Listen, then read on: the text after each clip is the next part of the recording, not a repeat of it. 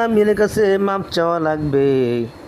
আল্লাহ রব্বুল আলামিন অবশ্যই মাফ করে দিবেন রে ভাইয়ার আমার, বন্ধুগণ আমার। এই দুনিয়ার আগুনের থেকে জাহান্নামের আগুন বহু গুণে তেজের হবে, তেজস্বী হবে। এই দুনিয়ার আগুনের চেয়ে 70 গুণ তাদের আগুন জাহান্নামের আগুন।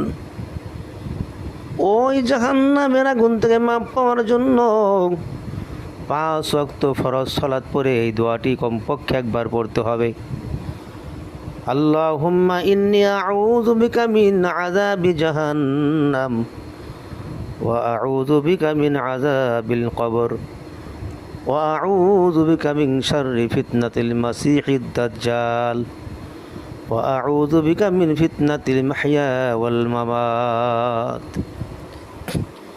বিশ্ব নবী মুহাম্মদুর রাসূলুল্লাহ সাল্লাল্লাহু আলাইহি ওয়াসাল্লাম বলেন, যদি কোনো ব্যক্তি এই দোয়াটি একবার পড়ে, আল্লাহ রাব্বুল আলামিন ওই বান্দার উপর থেকে জাহান্নামের আগুনকে আল্লাহ পাক হারাম করে দিবেন। ভাইয়ের আমার, বন্ধুরা আমার, শুধু তাই নয়, জিন্দেগির গুনাহ আল্লাহ মাফ করে দিবেন।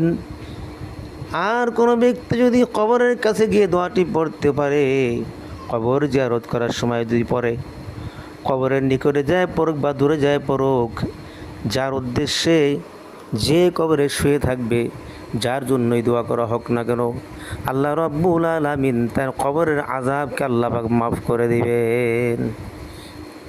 আল্লাহ রাব্বুল আলামিন বলেন, বান্দা, মানুষের বদামলের কারণে কবরের মধ্যে আযাব হয়ে থাকে।